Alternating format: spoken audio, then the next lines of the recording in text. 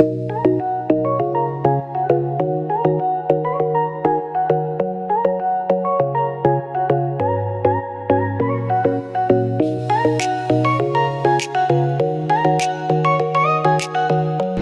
latar belakang penelitian ini berangkat dari tantangan nyata yang dihadapi industri rumah tangga minyak gosok cap pendekar, terutama keterbatasan kapasitas produksi, minimnya inovasi dan strategi pemasaran yang belum efektif.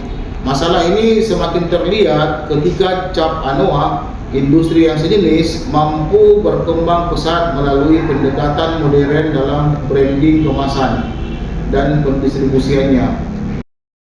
Tujuan dari penelitian ini itu yang pertama merumuskan strategi pengembangan ekonomi kreatif berbasis etika bisnis Islam. Kedua, membandingkan praktek usaha cap pendekar dan cap anoa.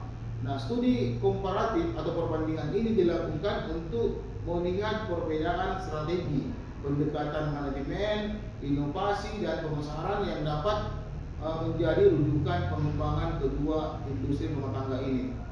Dan yang ketiga, mengidentifikasi peluang penerapan etika bisnis Islam dalam usaha minyak gosok tradisional. Etika bisnis Islam berperan dalam meningkatkan keberkahan usaha, keadilan, transparansi, dan tanggung jawab sosial.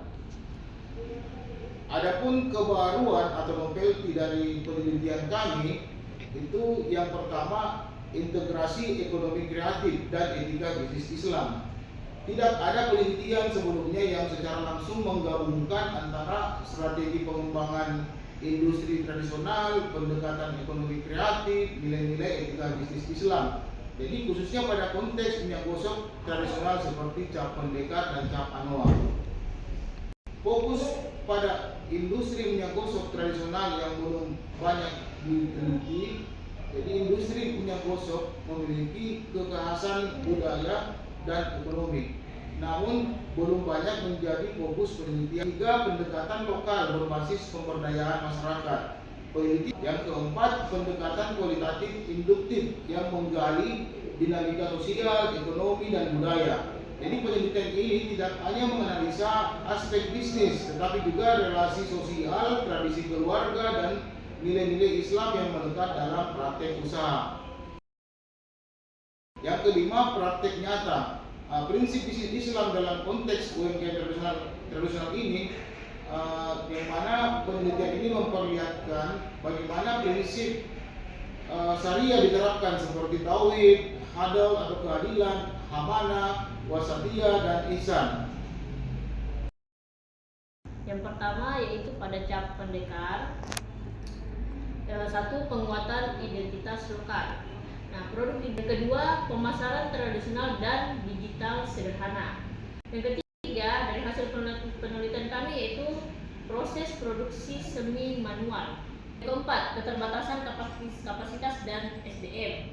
Yang kelima, dari hasil penelitian kami adanya juga tantangan psikologis konsumen, di mana kesulitan membuat konsumen baru mencoba produk halal, produk herbal menjadi hambatan yang cukup besar ya.